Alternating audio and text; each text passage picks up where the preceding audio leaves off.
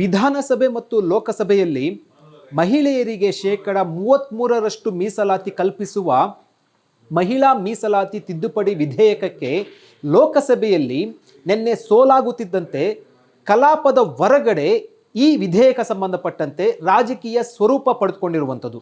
NDA ಮತ್ತು ಪ್ರತಿಪಕ್ಷಗಳ ಸದಸ್ಯರ ನಡುವೆ ಈ ವಿಧೇಯಕ ಸಂಬಂಧಪಟ್ಟಂತೆ ಪರಸ್ಪರ ಆರೋಪ ಪ್ರತ್ಯಾರೋಪಗಳು ಜೋರಾಗಿರುವಂಥದ್ದು.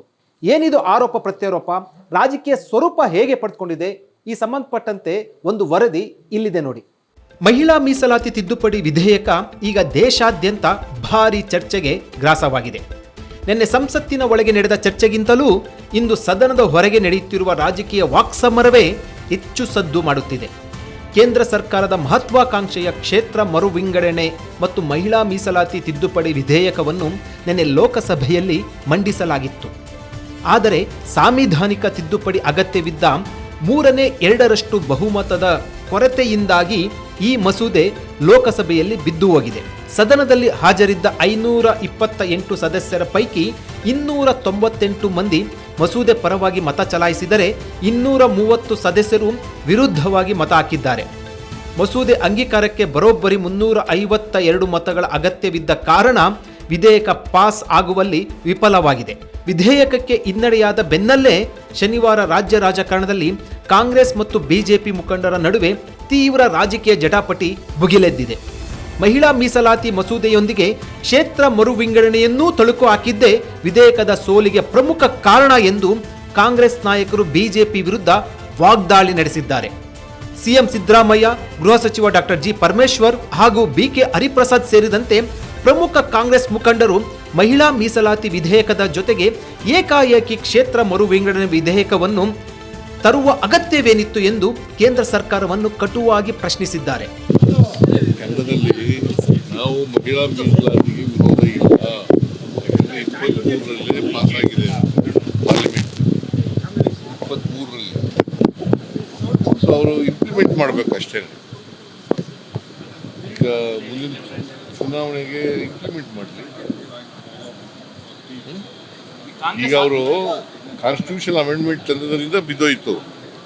ಕಾನ್ಸ್ಟಿಟ್ಯೂಷನ್ ಅಮೆಂಡ್ಮೆಂಟ್ ಒಂದೇ ಮಾಡಿದರೆ, ಮಹಿಳಾ ಮೀಸಲಾತಿ ಒಂದೇ ಮಾಡಿದರೆ, ಡಿಲಿಮಿಟೇಷನ್ ಮಾಡ್ದೇನೆ ಅದನ್ನು ಮಿಕ್ಸ್ ಮಾಡಿದ್ರು, ಅದರಿಂದ ಬಿದ್ದೋಯ್ತು.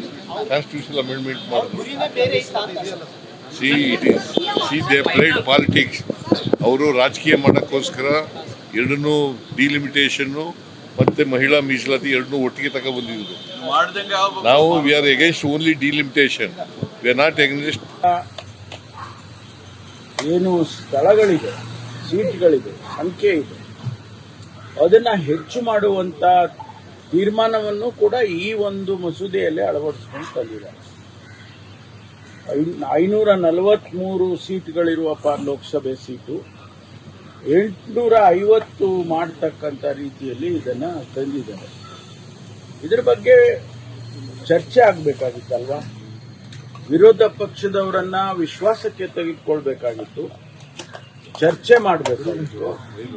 ಆನಂತರ ಮಸೂದೆಯನ್ನ ಲೋಕಸಭೆಗೆ ತಂದಿದ್ದಿದ್ರೆ ಬಹುಶಃ ಅದು ಪಾಸ್ ಆಗ್ತಾ ಇತ್ತು. ಮಹಿಳಾ ಮೀಸಲಾತಿಗೆ ಸೋಲಾಗಲಿಲ್ಲ, ಇವರ ಕುಟಿಲ ತಂತ್ರಗಳಿಗೆ ಸೋಲಾಗಿದೆ. ಭಾರತೀಯ ಜನತಾ ಪಾರ್ಟಿ, RSS ಅವರ ಕುಟಿಲ ತಂತ್ರ ಏನು ಅಂತ ಹೇಳಿದ್ರೆ, ಈ ದೇಶದಲ್ಲಿ ಸಾವಿರಾರು ಲಕ್ಷಾಂತರ ಜನ ಈ ದೇಶಕ್ಕೆ ಸ್ವಾತಂತ್ರ್ಯಕ್ಕೋಸ್ಕರ ಪ್ರಾಣ ತ್ಯಾಗ ಮಾಡಿ, ಸರ್ವಸ್ವವನ್ನು ತ್ಯಾಗ ಮಾಡಿ ಈ ದೇಶಕ್ಕೆ ಸ್ವಾತಂತ್ರ್ಯ ತಂದುಕೊಟ್ಟಂತಹ ಈ ಮಹಾನ್ ಸ್ವತಂತ್ರ ಭಾರತದಲ್ಲಿ ಕುಟಿಲ ತಂತ್ರದಿಂದ ಅನಾಯಾಸವಾಗಿ ಅಧಿಕಾರವನ್ನ ಹಿಡಿಯಲು ಪ್ರಯತ್ನ ಮಾಡಿದಂತಹ RSS ಭಾರತೀಯ ಜನತಾ ಪಾರ್ಟಿಯವ್ರನ್ನ ಲೋಕಸಭೆಯಲ್ಲಿ ವಿಫಲ ಮಾಡಿ. ಮತ್ತೊಂದೆಡೆ ಕಾಂಗ್ರೆಸ್ ನಾಯಕರ ಟೀಕೆಗಳಿಗೆ ಬಿಜೆಪಿ ನಾಯಕರು ಅಷ್ಟೇ ತೀಕ್ಷ್ಣವಾಗಿ ತಿರುಗೇಟು ನೀಡಿದ್ದಾರೆ. ವಿಧೇಯಕಕ್ಕೆ ಬೆಂಬಲ ನೀಡದೆ ಮಹಿಳಾ ಮೀಸಲಾತಿ ಜಾರಿಗೆ ಕಾಂಗ್ರೆಸ್ ಅಡ್ಡಿಪಡಿಸಿದೆ. ಆ ಮೂಲಕ ಕಾಂಗ್ರೆಸ್ ತನ್ನ ಮಹಿಳಾ ವಿರೋಧಿ ಧೋರಣೆಯನ್ನು ಪ್ರದರ್ಶಿಸಿದೆ ಎಂದು ಬಿಜೆಪಿ ಸಂಸದರು ಆಕ್ರೋಶ ಹೊರಹಾಕಿದ್ದಾರೆ. ಕಾಂಗ್ರೆಸ್ಸಿನ ಒಟ್ಟು ಬೇಜವಾಬ್ದಾರಿ ಮತ್ತು ಪ್ರತಿಪಕ್ಷಗಳ ಒಟ್ಟು ಹೊಣೆಗೇಡಿತನ ಮತ್ತು ಹಠಮಾರಿತನ.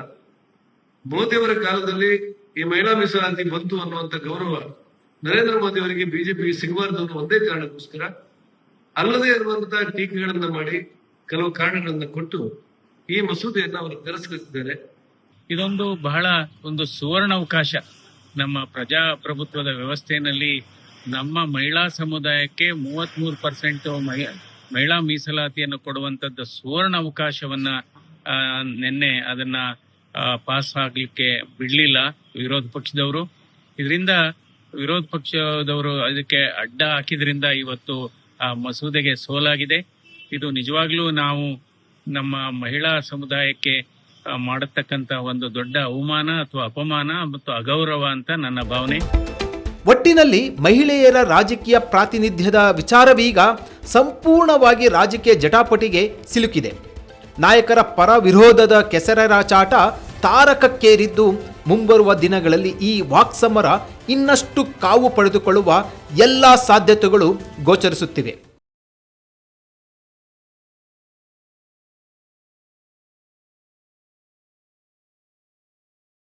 ಹೆಚ್ಚಿನ ಸುದ್ದಿ ಅಪ್ಡೇಟ್ಗೆ ಈಗಲೇ the federal Karnataka YouTube page ಅನ್ನು ಸಬ್ಸ್ಕ್ರೈಬ್ ಮಾಡಿ.